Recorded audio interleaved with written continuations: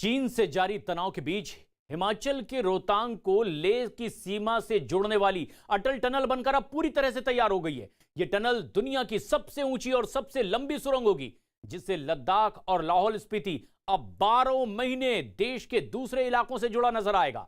खबर यह भी है कि इसी महीने के आखिरी हफ्ते में प्रधानमंत्री नरेंद्र मोदी इस टनल का उद्घाटन कर सकते हैं। अटल टनल को बॉर्डर रोड ऑर्गेनाइजेशन ने तैयार किया है। यह टनल 10,000 फुट की ऊंचाई पर है और कहा यह जा रहा है कि इतनी ऊंचाई पर दुनिया की यह सबसे लंबी टनल होगी। इस टनल के अंदर थोड़ी थोड़ी दूरी पर सीसीटीवी कैमरे भी लगाए गए हैं। तस्वीरों में जैसा कि आप देख पा रहे हैं, सुरक्षा के लिहाज से पुख्ता चाक चौबंद इंतजाम इस टनल में किए गए। इसके अलावा बताया यह भी जा रहा है कि इस टनल के शुरू हो जाने से किसी भी मौसम में लेह तक पहुंचना बेहद आसान होगा। मतलब कि भारी बर्फबारी में भी यह टनल मजबूती से डटी रहेगी। ऐसा पहले के मौसम में नहीं हो पाता था, लगातार बाधाएं आती थी। लेकिन इतना ही नहीं, इस टनल से सेना को भी काफी मदद मिलने वाली है, क्योंकि इसके जरिए मनाली से लेह की दूरी करीब 46 किलोमीटर तक कम हो जाएगी और सेना बर्फबारी के बीच में भी आसानी से LAC पर पहुंच सकेगी। और इसके अलावा इस टनल के लिए सीमा पर किसी भी तरह का सामान लाना ले जाना आसान हो जाएगा। और करीब 10 साल में यह टनल बनकर के तैयार हुई है, जिसकी लंबाई करीब 8.8 किलोमीटर की है। वैसे इसे साल 2000 में तत्कालीन प्रधानमंत्री अटल बिहारी वाजपेयी ने निर्माण का ऐलान किया था और उसके बाद लगातार कोशिशों के बाद यह टनल अब आखिरकार बनकर के पूरी तरह तैयार है। ये काफ़ी महत्वपूर्ण टनल है, क्योंकि एक तो 10,000 फीट के एल्टीट्यूड पर है और रोहतांग पास के नीचे बनाई गई है। रोहतांग पास में हैवी स्नोफॉल होने के कारण और एवलांच एक्टिविटी होने के कारण ये रोड करीब 6 महीने जो है के लिए कट ऑफ हो जाती थी। और वहाँ उस क्षेत्र के लोग जो हैं 6 महीने तक पूरे देश से कट ऑफ हो जाते थे। अब ये जो है उनको 12 महीने की लाहौल स्पीति को कनेक्टिविटी मिलेगी, तो इस पॉइंट ऑफ व्यू से बहुत इंपॉर्टेंट है। प्लस जो हमारा ले जाने का रास्ता है आगे मनाली से सरचू से हम ले जाते हैं, उस रूट में कुल 4 पास थे। 4 में से रोहतांग पास एक है, इसके अंदर टनल बन गई और ये एक बड़ी कामयाबी भी माना जा रहा है। संदीप बोल हमारे सहयोगी लद्दाख में मौजूद हैं और उत्तराखंड में विजय वर्धन उप्रेती भी। लेकिन संदीप, जिस तरह से अटल टनल तैयार है और माना जा रहा है कि इसी महीने के आखिर तक प्रधानमंत्री मोदी इसका उद्घाटन भी कर सकते हैं, कितनी बड़ी उपलब्धि इसे माना जाए और सेना के लिए कितनी बड़ी राहत की बात होगी इस रास्ते के लिए। इस टनल का कैसे सहयोग सेना को भी, और वो इसका इस्तेमाल करेगी तो क्या फायदे?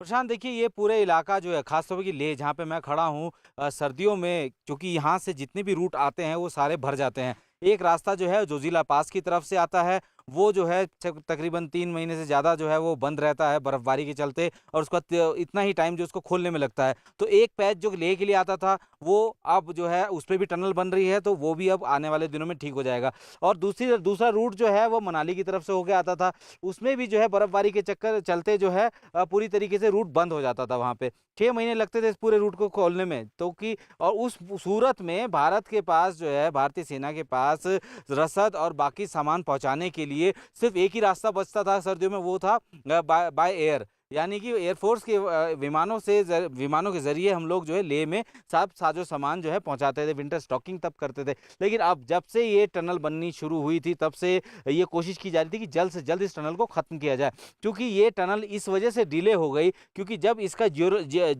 जियोग्राफिकल जो सर्वे हुआ था उसके ऊपर जब देखा गया कि ऊपर से एक नाला बहता था, तो उम्मीद नहीं थी कि वो नाला इतना ज़्यादा होगा कि जब टनलिंग होगी तो ऊपर से पानी रिसना शुरू हो जाएगा। तो वो पानी वहाँ से लगातार रिसता रहता था, जिसकी वजह से कम से कम 2 से 3 साल का समय एक्स्ट्रा लग गया है इस टनल को बनने में। लेकिन अब फिलहाल पूरी तरीके से तैयार है। 8 किलोमीटर से ज़्यादा का ये टनल है और 10,000 फीट की ऊंचाई में पूरी दुनिया में इस तरीके के बहुत ही कम टनल हैं जो कि इस तरीके से बने हो, क्योंकि इसके ऊपर का जो इलाका है यानी कि रोहतांग पास जो है वहाँ पे 70 से 80 फुट से ज़्यादा बर्फ़ पड़ती है एक सीज़न में, क्योंकि वहाँ का स्नो लाइन जो है वो बहुत नीचे है। तो ऐसे में वो पूरा इलाका जो है पूरी तरह कट जाता है। और अब जो है जब से ये टनल बन गई है तो अब एक अल्टरनेट वे जो है वो खुल गया है कि ना सिर्फ लाहौल स्पीति तक लोग जा सकते हैं, साथ ही उस टनल से होते हुए एक तीसरा पैच जो है NPT रोड जो है नीमू पदम धारचा, उस रोड को भी तैयार किया जा रहा है। तो अब ये रास्ता जो है 12 महीने खुला रहेगा। तो अब ये टनल तैयार हो गई बनके, जोजिला जो है वो उसमें काम चल रहा है और एक अल्टरनेट रोड जो हम लोगों को ऑलरेडी दे दी गई है 12 महीने के लिए। तो ऐसे में लेह में जो भारतीय सेना की जो मजबूती है, जो उनकी जो फैसिलिटी जो उनको प्रोवाइड की जाती थी बाय एयर जिनको भेजा जाता था, लेकिन अब हर मौसम में भारतीय सेना जो है इस इलाके तक आसानी से पहुंच तो ये सकती है। भारतीय सेना के लिए भी बेहद राहत वाली खबर है कि ये टनल बिल्कुल संदीप बनकर तैयार है और तकरीबन 46 किलोमीटर की दूरी भी इससे कम हो जाएगी। 12 महीने यानी कि मौसम चाहे कोई भी हो, कोई भी मौसम अब इस रास्ते में बाधा नहीं बनेगी। लेकिन क्या सिर्फ ऐसा लद्दाख में हो रहा है? क्योंकि अब उत्तराखंड में भी कुछ इसी तरह के कदम सेना के आगे बढ़ते जा रहे हैं और दुश्वारियों को बाजू में किया जा रहा है, साइड किया जा रहा है और रास्ता आगे बढ़ाया जा रहा है। विजय हमारे सहयोगी लगातार यहां पर बने हुए हैं। विजय, जिस तरह से अटल टनल तैयार है, सेना के लिए भी एक बड़ी कामयाबी इसे माना जा रहा है। किस तरह की उत्तराखंड में तैयारी देखी जा रही ताकि सीमा तक पहुंच अब और आसान हो?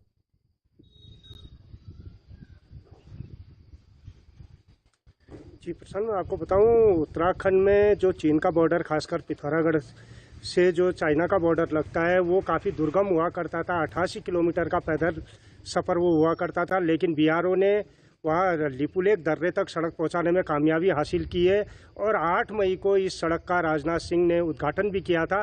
तो उसके बाद चीन की दहलीज तक जो भारत की पहुँच है बहुत आसान हुई है और यही वजह है कि उसके बाद उस जो इलाका लिपुलेख का, काला पानी का, गुंजी का जो इलाका है, वहाँ पर आसानी से भारतीय सैन्य बल आ जा रहे हैं। इसके अलावा ये जो पूरा का पूरा उत्तराखंड का इलाका है, इस इलाके में लगातार जो हवाई गतिविधियाँ हैं वो भी बढ़ी हुई है। जो फाइटर जेट है, लगातार चीन को ये चेता रहे हैं कि भारत किसी भी मायने में कमज़ोर नहीं है और चीन की किसी भी गुस्ताखी का वो मुंहतोड़ जवाब देने के लिए पूरी तरीके से तैयार है। ये कोशिश भारत की ओर से लगातार हो रही है। और जो बॉर्डर उत्तरकाशी की बात करें, पिथौरागढ़ की करें, चमोली की करें, तकरीबन 325 किलोमीटर का बॉर्डर है जो चीन सीमा से लगा हुआ है और इस 325 किलोमीटर के बॉर्डर पे चप्पे चप्पे पर सुरक्षा बल तैनात है। आईटीबीपी पूरी मुस्तैदी से के साथ खड़ी है। इसके अलावा जो नेपाल से लगा हुआ बॉर्डर है, क्योंकि नेपाल के साथ भी लिपुलेख सड़क के उद्घाटन के बाद भारत के रिश्ते तल्ख हुए थे, नेपाल एक तरीके से चीन की गोद में जा बैठा है, जिसको देखते हुए भारत ने अपनी रणनीति बदली है और नेपाल बॉर्डर पे, जहां पर कि भारत अमूमन इतनी सुरक्षा के इंतजाम नहीं करता था, नेपाल बॉर्डर पे भी सुरक्षा के खासे चाक चौबंद इंतजाम यहां पर किए गए हैं। जी, अब ये रणनीति सिर्फ लद्दाख में ही, उत्तराखंड में ही नहीं देखी जा रही है, बल्कि उन सीमावर्ती इलाकों में लगातार फ्रंट फुट पर देखी जा रही है भारतीय सेना की स्थिति। लेकिन उधर एलएसी पर जारी तनातनी के बीच में भारत ने चीन को चौतरफा घेरने की तैयारी शुरू कर दी है। एक और लद्दाख में एलएसी पर भारतीय सेना ने पैंगोंग के दक्षिणी इलाके में कई पहाड़ियों पर अपना कब्जा जमा लिया है। तो उधर चीन अब इस हरकत से बैकफुट में आ गया है। इतना ही नहीं, अरुणाचल में भी भारत के दबाव के आगे चीन को घुटने टेकने पड़े हैं और इसके बाद चीन ने लापता हुए 5 भारतीयों को सुरक्षित भारतीय सेना के हवाले भी कर दिया। वहीं उत्तराखंड में भी वायुसेना ने अब चीन की हरकतों पर नजर रखने की तैयारी और तेज कर दी है, जिसके लिए चीन से लगी सीमाओं पर एयर डिफेंस रडार और लड़ाकू विमानों के उतरने के लिए एयरपोर्ट बनाने के काम तेजी से आगे बढ़ाया जाएगा। एलएसी पर चीन के साथ चल रहे इस गतिरोध के बीच में अब भारतीय वायुसेना चीन से लगी हुई सीमाओं पर अपनी स्थिति को और ज्यादा मजबूत करने जा रही है और इसके लिए सेंट्रल एयर कमांड के प्रमुख एयर मार्शल राजेश कुमार ने उत्तराखंड के मुख्यमंत्री त्रिवेंद्र सिंह रावत से बाकायदा मुलाकात भी की है। वायुसेना के अधिकारियों ने राज्य के उन तमाम पहाड़ी इलाकों में एयर डिफेंस रडार और लड़ाकू विमानों के उतारने के लिए जमीन की मांग की है। इस पर मुख्यमंत्री से बातचीत की है। उत्तराखंड की सीमा चीन से भी और नेपाल से भी लगती है और इसके साथ साथ नेलांग, लौथल, माना, बड़ा होती, जोहार घाटी और व्यास घाटी, ये वो इलाके हैं जहां चीन अपनी नजर गड़ाए बैठे हुए हैं। लेकिन ऐसे में यहां जमीन मिलने से उत्तराखंड के चमोली, पिथौरागढ़ और उत्तरकाशी में एयर डिफेंस रडार और एडवांस लैंडिंग ग्राउंड जैसी सुविधाएं भी अब लगाई जा सकेगी और वायुसेना को इससे काफी मदद भविष्य में मिलने वाली है। एयर मार्शल ने पंतनगर, जौलीग्रांट और पिथौरागढ़ हवाई अड्डों का विस्तार करने की भी बात कही है और चौखुटिया में एक हवाई अड्डे के लिए जमीन देने का भी आग्रह मुख्यमंत्री त्रिवेंद्र सिंह रावत से किया है। तो इस पर त्रिवेंद्र सिंह रावत ने साफ कह दिया है कि उनकी निगाह में देश की सुरक्षा सर्वोपरि है और इसके लिए जो भी भरसक करना पड़ेगा वो उत्तराखंड की ओर से किया जाएगा। लड़ाई के लिए, आत्मरक्षा के लिए, देश की सुरक्षा के लिए और शांति व्यवस्था के लिए हमको आयुध से परिपूर्ण होना ही पड़ेगा। और इसलिए मैं तो निश्चित रूप से मैं इसके लिए प्रयास करूंगा कि हमारी जो सड़कें हैं, हमारी सेना के हिसाब से उनका डेवलपमेंट होना चाहिए। हमारी सैन्य शक्ति को हमको फ्रंट में रखना चाहिए, उनको ध्यान में रखते हुए अपनी सड़कों का निर्माण करना चाहिए। उत्तराखंड के मुख्यमंत्री ये साफ कहते हुए कि जो भी निर्माण कार्य हो वो इस मुताबिक हो कि सेना को भी इससे सहयोग मिल सके। विजय वर्धन उप्रेती हमारे सहयोगी उत्तराखंड में ही मौजूद हैं। विजय, किस तरह के आसार इसे माने जाए? क्या अब सेना बिल्कुल कोई कोर कसर बाकी नहीं रखना चाहती? जहां जहां जो जो जरूरत है वो उपलब्ध हो और वो निर्माण कार्य किए जाएं। किस तरह का बदलाव देखा जा सकता है भविष्य में उत्तराखंड में सीमाओं पर?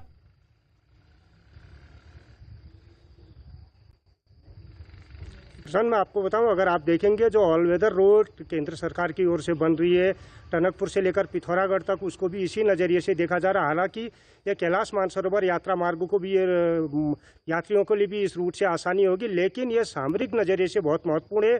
टनकपुर से पिथौरागढ़ तक 150 किलोमीटर का ये हाईवे है जो तकरीबन 12 मीटर चौड़ा किया जा रहा है और 90% काम इसमें हो गया है। और जहाँ तक एयर कनेक्टिविटी का सवाल है, नैनीसैनी एयरपोर्ट को भी सुरक्षा के नज़रिए से सबसे अहम माना जा रहा है, क्योंकि चाइना बॉर्डर के करीब ये हिंदुस्तान का सबसे बड़ा एयरपोर्ट यहाँ पर है और इसके विस्तारीकरण को भी यहाँ पर हरी झंडी दिखाई जा रही है। कोशिशें लगातार जारी हैं। एयरपोर्ट अथॉरिटी ऑफ इंडिया की कई टीमें यहाँ पर आ गई हैं और उसके अलावा चौखुटिया में यहाँ पर प्रस्तावित है।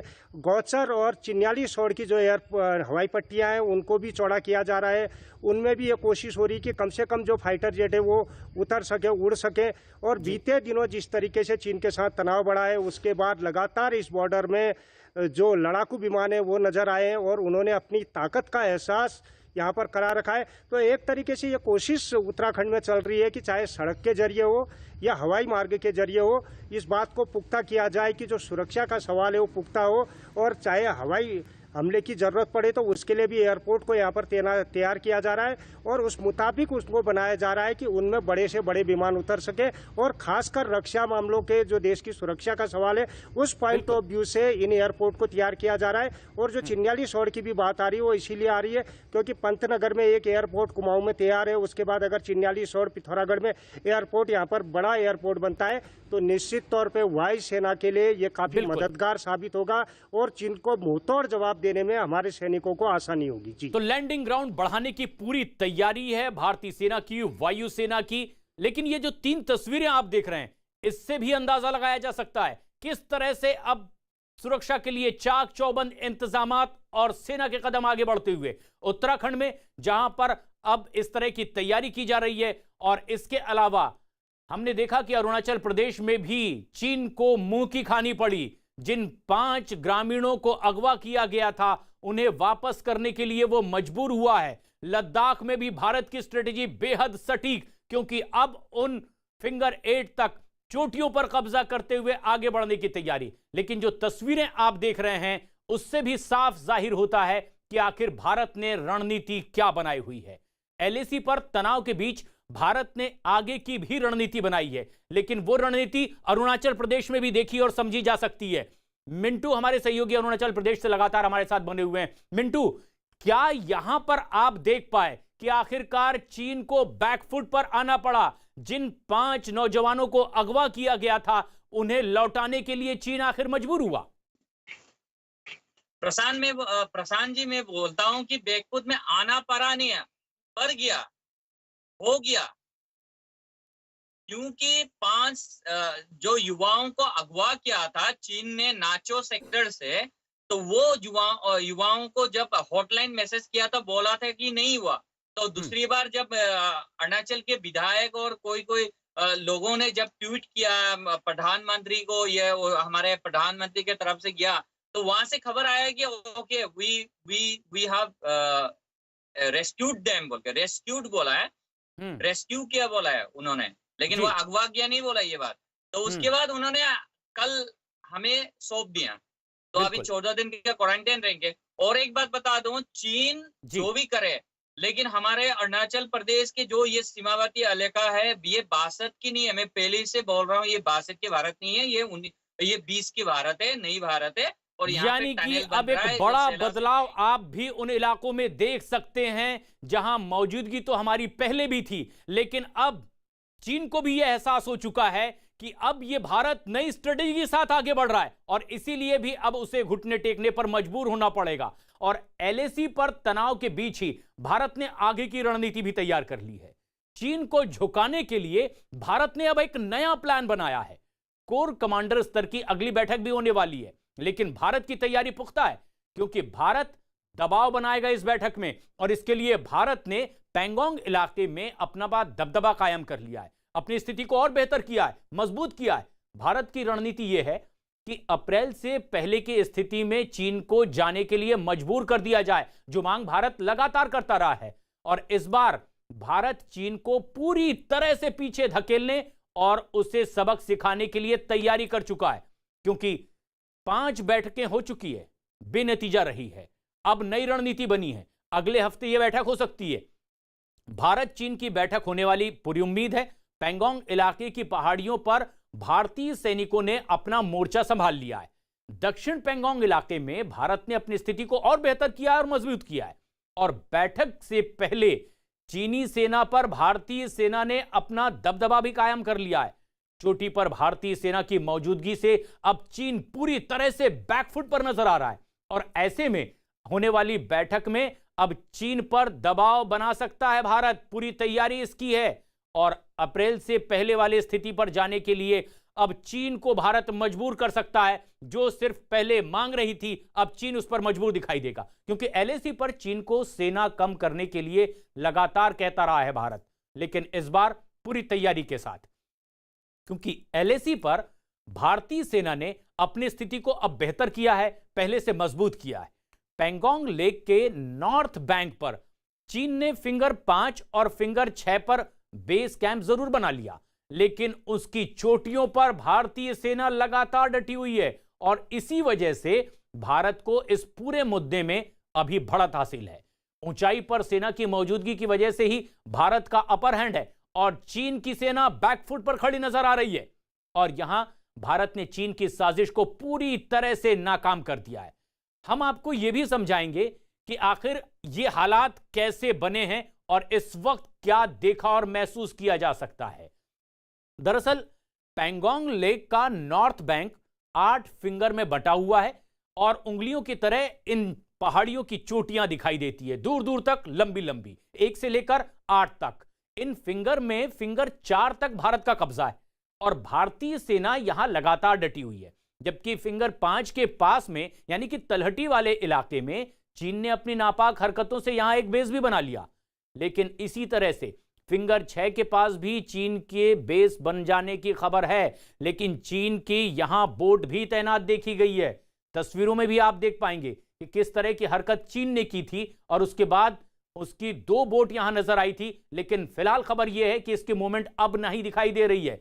चीन का बेस कैंप यहां पर दिखाई दिया, उसकी बोट दिखाई दी, लेकिन यहां चोटियों पर वर्चस्व भारतीय सेना का है और यही भारत को बढ़त दिलाए हुए फिंगर 5 की चोटी ऊंची होने की वजह से इस पूरे इलाके की स्थिति को और मजबूत करता है, भारतीय सेना की स्थिति को मजबूत करता है, क्योंकि यहां भारतीय सेना तैनात है। भारतीय सेना के कैंप भी यहां पर मजबूती से मौजूद हैं।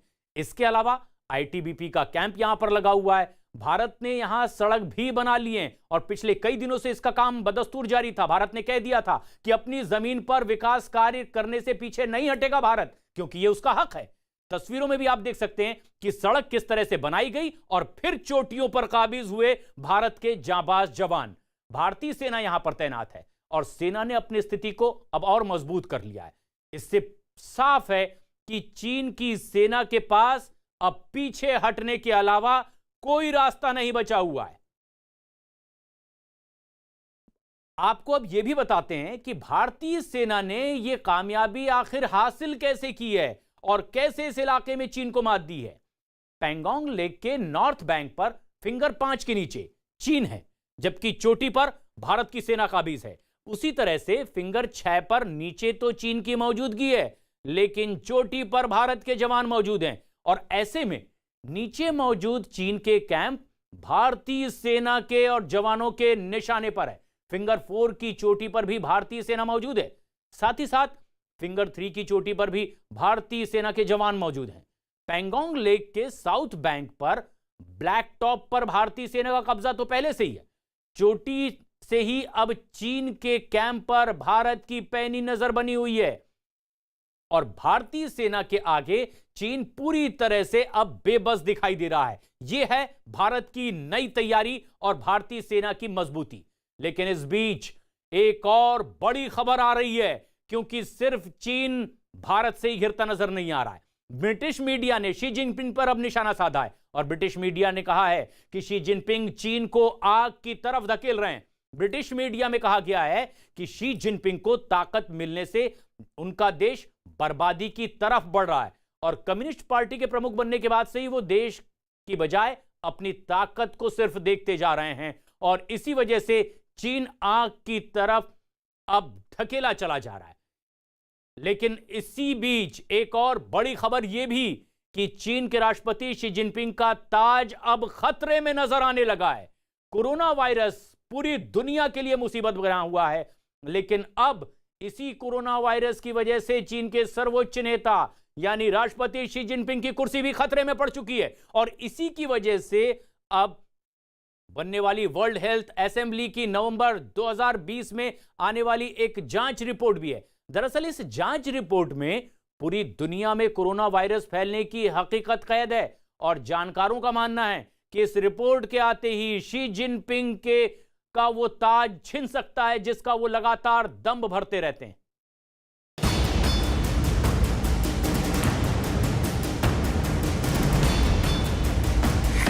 खतरे में है शी जिनपिंग का ताज।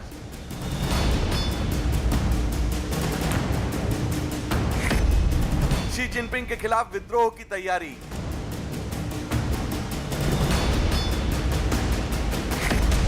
चीन के राष्ट्रपति की साजिश बेनकाब। जबरन हटाए जा सकते हैं शी। चीन में सब ठीक नहीं है।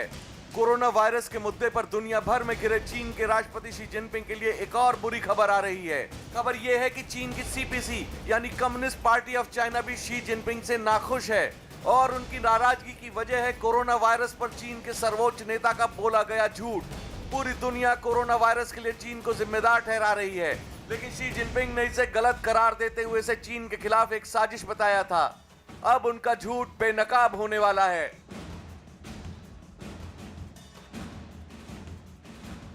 दरअसल दुनिया में कोरोना वायरस के फैलने की जांच कराने के लिए वर्ल्ड हेल्थ असेंबली के 137 सदस्य देशों ने इसके पक्ष में वोट डाला था। अब यह जांच पूरी हो चुकी है और नवंबर 2020 में इसकी रिपोर्ट पेश की जाने वाली है।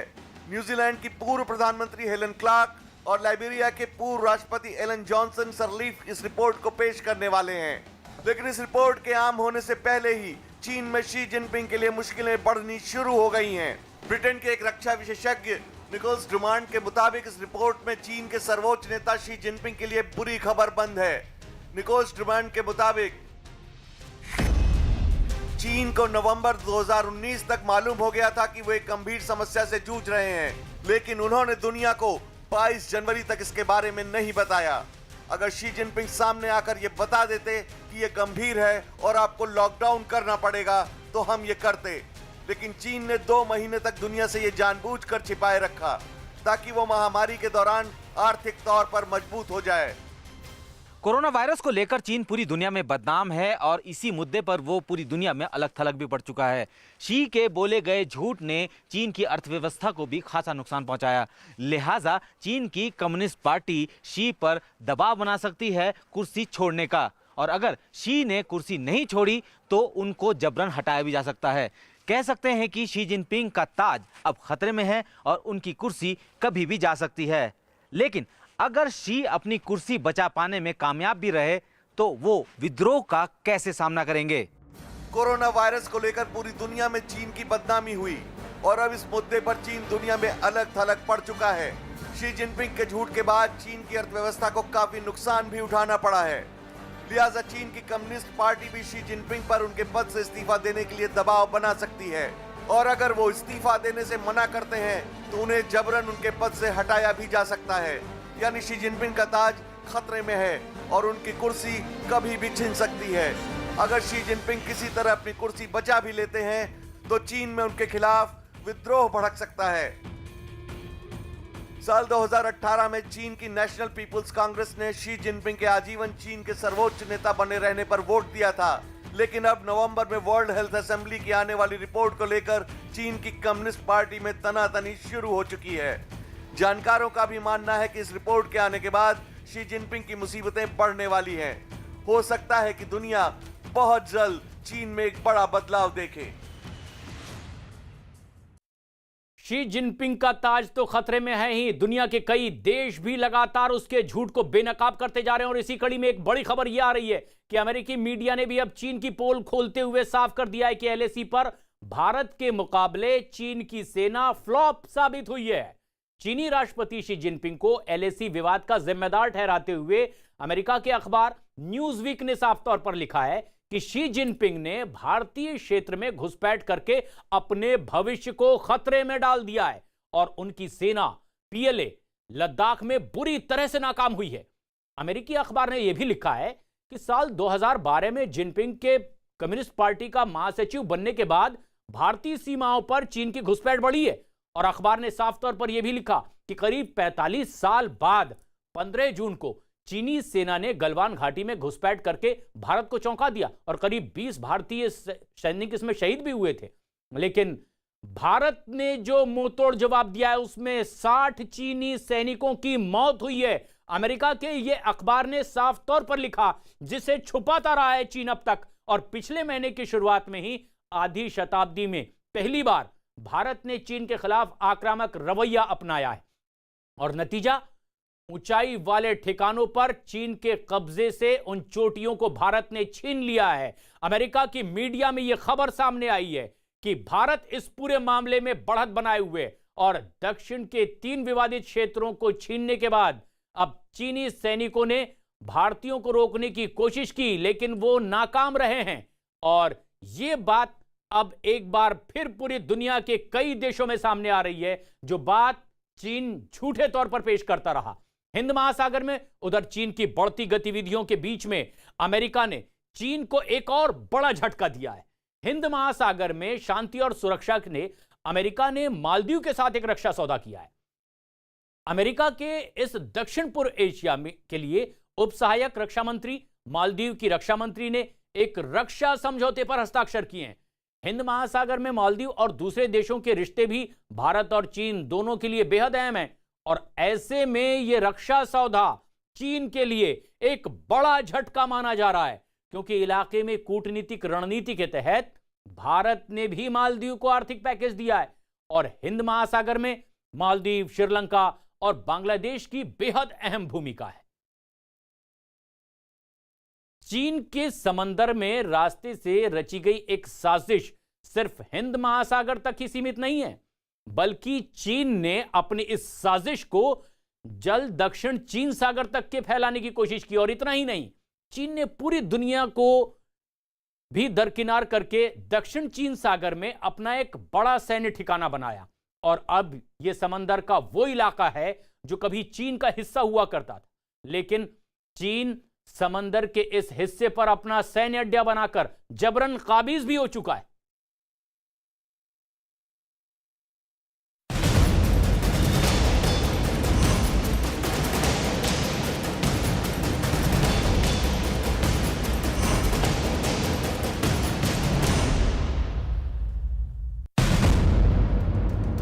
साउथ चाइना सी चीन की सीमा से लगता वो समंदर है जिसके एक बड़े हिस्से पर चीन पिछले लंबे वक्त से अपना दावा करता आया है।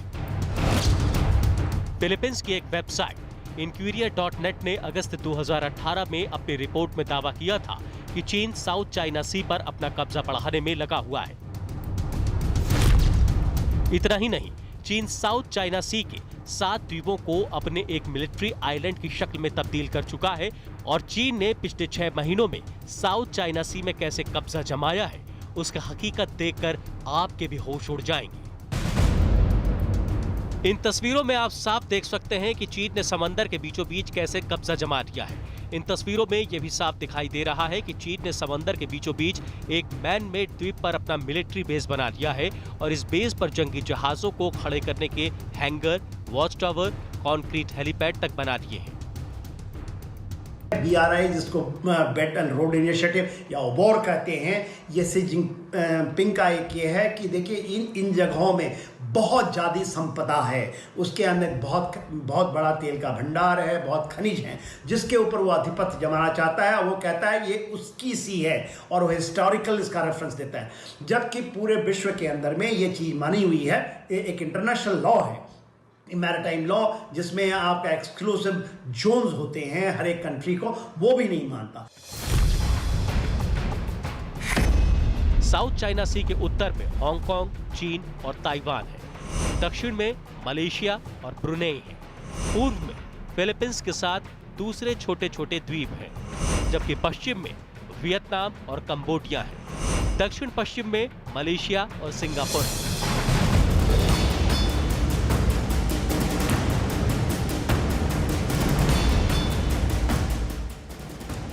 चीन का दावा है कि साउथ चाइना सी पर उसी का हक है। वहीं मलेशिया, ब्रुनेई, फिलीपींस और वियतनाम जैसे आसियान मुल्क भी इस समंदर के अलग अलग हिस्सों पर अपना दावा जता चुके हैं। दरअसल साउथ चाइना सी में जिन द्वीपों पर विवाद है वो एक तो नहीं बल्कि गिनती में 7 है। लेकिन फिलहाल बवाल तीनों द्वीपों को लेकर है, स्पार्टलरी, पारासेल और वुडी। करीब 3200 एकड़ में फैले स्पार्टली द्वीप पर चीन ने कब्जा करके उस पर अपना मिलिट्री बेस खड़ा कर लिया है। साउथ चाइना सी पर विवाद की एक बड़ी वजह इस क्षेत्र का आर्थिक महत्व भी है। दुनिया के 1/3 व्यापारिक जहाज इस समुद्री इलाके से गुजरते हैं। भारत का 50 से 55% समुद्री व्यापार इसी रास्ते से ही होता है। इस रास्ते के जरिए सालाना 7 ट्रिलियन का व्यापार होता है। दुनिया में समंदर के जरिए होने वाला शिपिंग ट्रेंड का 30% इसी रास्ते से होता है। इसके अलावा ये माना जाता है कि साउथ चाइना सी में तेल और गैस का अकूत भंडार है। सारी दुनिया लामबंद हो गई है। आपने देखे अमेरिका ने अपने 4 जो बैटल कैरियर ग्रुप्स हैं उसके 7th फ्लीट को ले आया है। अमेरिका यूके की जो समुद्री बेड़ा है जिसको एलिजाबेथ कहते हैं, वो है। भारत, जापान, जितने भी एशियन कंट्री हैं सब ने हाथ जोड़ लिया है। ऑस्ट्रेलिया है और भी नाटो वाले जितने के देश हैं वो इसको कभी भी किसी भी हालत में नहीं करने देंगे, चाहे इसके लिए बड़े युद्ध की जरूरत पड़े। साउथ चाइना सी में इस वक्त दुनिया भर के सैटेलाइट्स की निगाहें सबसे ज्यादा फायरी क्रॉस आइलैंड पर लगी हुई हैं। सिर्फ 1 स्क्वायर मील से भी छोटे इस द्वीप पर चीन का मिलिट्री बेस बन चुका है। यहाँ हवाई पट्टी है, एडवांस रडार स्टेशन है, एक मिसाइल डिफेंस सिस्टम है और करीब 2000 चीनी सैनिकों की एक टुकड़ी भी यहाँ पर तैनात है।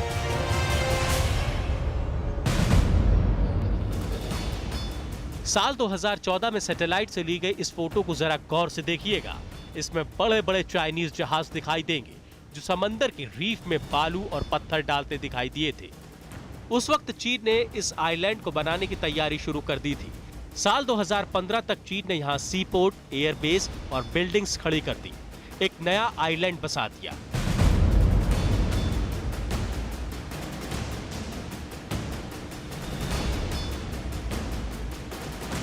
और तब जाकर दुनिया को इस बात का पता चला कि चीन ने समंदर के बीच किस साजिश की बुनियाद रख दी थी।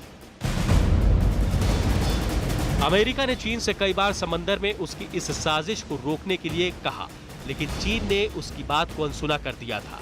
और आज की तारीख में आलम यह है, चीन साउथ चाइना सी में समंदर में रची अपनी साजिश के जाल में पूरी दुनिया को उलझा चुका है।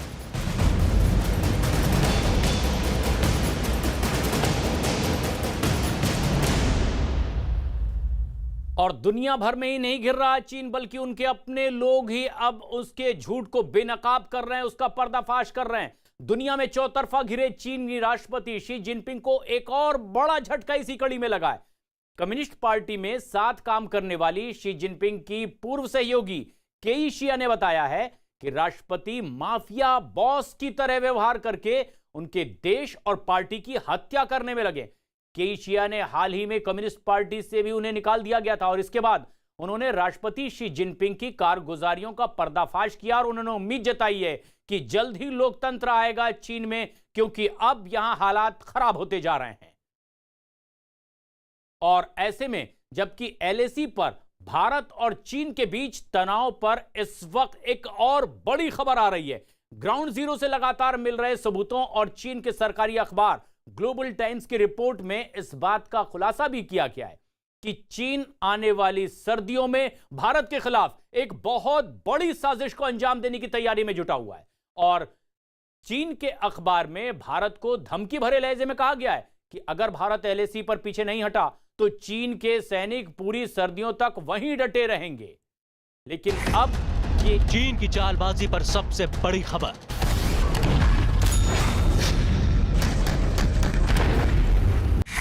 चीन की सर्दी वाली साजिश का मुंह तोड़ जवाब।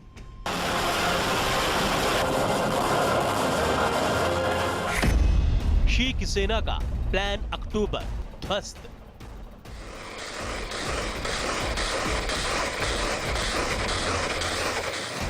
बर्फीली साजिश का भारी खामियाजा भुगतेगा चीन।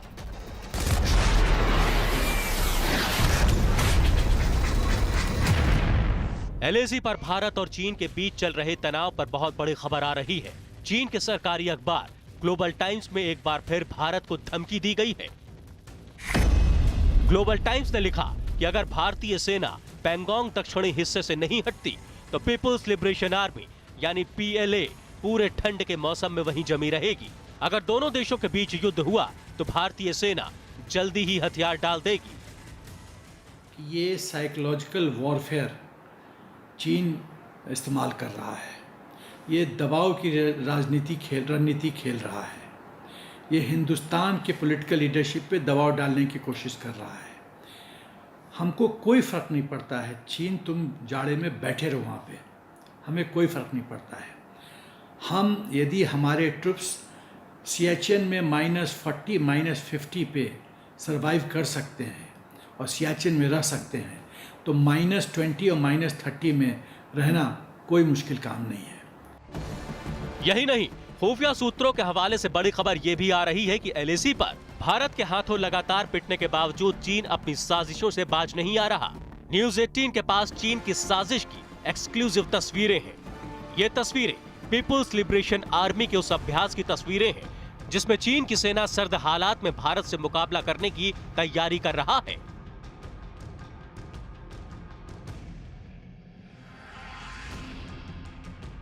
चीन की साजिश की एक्सक्लूसिव तस्वीरें। प्रचंड सर्दी में चीनी सेना की साजिश बेनकाब। छद्म हथियारों से धोखा देने की कोशिश। भारत के साथ चीन का चिटिंग वॉर।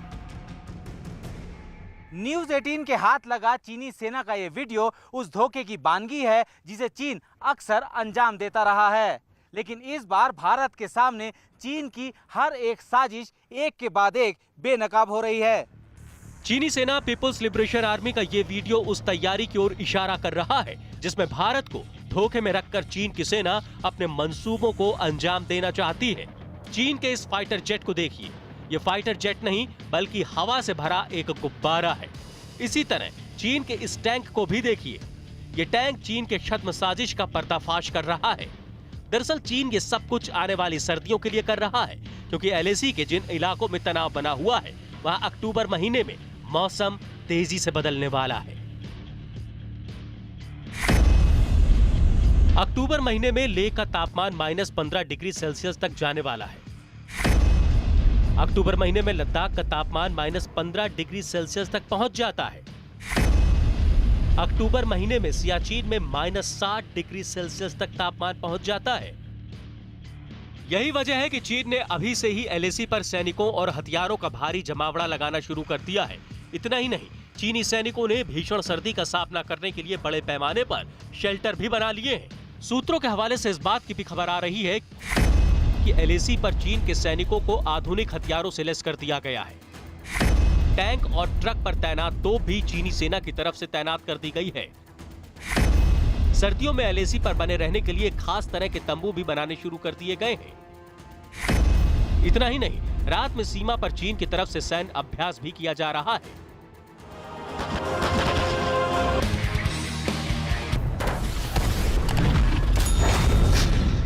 लेकिन चीन के खिलाफ भारत की तैयारियां भी ऐसी हैं जो चीन को उसी की भाषा में जवाब दे सकती हैं। न्यूज़ 18 की टीम पूर्वी लद्दाख में LAC के उस इलाके में पहुंची जहां 3 महीने से चीन के साथ तनाव बना हुआ है। गलवान, देपसोंग और पैंगोंग में 3 महीने से लगातार हालात वैसे ही बने हुए हैं। जहां चोटियों पर बर्फ जमी है, वहां चीन से तनाव की गर्मी महसूस हो रही है। भारतीय जवानों की इस दौरान चीन के सैनिकों से झड़प भी हुई, लेकिन 15,000 फीट की ऊंचाई पर इस तरह की जंग आसान नहीं है। कड़ाके की सर्दी में जवान देश की सीमा की सुरक्षा में पूरी तरह मुस्तैद है। सर्दी से बचाव के लिए जवानों के पास वहां खास टेंट है जिनमें 8 से 10 जवान रहते हैं और सर्दी से बचने के लिए अलाव का भी सहारा लिया जाता है। इसके साथ ही जवानों को खास तरह के जैकेट, जूते और कपड़े दिए जाते हैं जो बर्फ में काफी मददगार साबित होते हैं। भारत की फौज कड़ाके की ठंड में भी सीमा के पास की चौकियों पर निगरानी में कोई चूक नहीं बरतना चाहती। चीन को बैकफुट पर धकेल चुके भारतीय फौजी अब कुदरत से भी लोहा लेने के लिए पूरी तरह तैयार हैं। इंडियन आर्मी के ट्रुप्स सियाचिन -40 -50 में अपना नौकरी कर चुके हैं, वहाँ उनका अनुभव है। तो पूरा इक्विपमेंट तो हिंदुस्तान के फ़ौज का थल सेना का टेस्टेड है कि सब जीरो टेम्परेचर में कैसे सरवाइव करना है, कैसे इक्विपमेंट इस्तेमाल करना है, क्या क्या समस्याएं होती है, उसका समाधान क्या है, कौन इक्विपमेंट इफेक्टिव है, कौन इफेक्टिव नहीं है, किसकी मेल फंक्शनिंग हो जाती है सब जीरो टेम्परेचर के वजह। ये सब तो सब ज्ञान हिंदुस्तान के थल सेना को ट्रुप्स को है, क्योंकि सियाचिन में तो बहुत दिन से बैठे हुए हैं। क्या यही अनुभव चीन के पास है? नहीं। चीन भले ही बातचीत की आड़ लेकर भारत के साथ लगातार विश्वासघात करना चाहता हो, लेकिन इस बार भारत चीन को उसी की भाषा में जवाब देने की तैयारी पूरी कर चुका है। क्योंकि जो चीन LAC पर लगातार भारत को उकसाने का काम कर रहा है, वही चीन अब सर्दियों में भारत से एक बार फिर मुंह की खाने को तैयार बैठा है।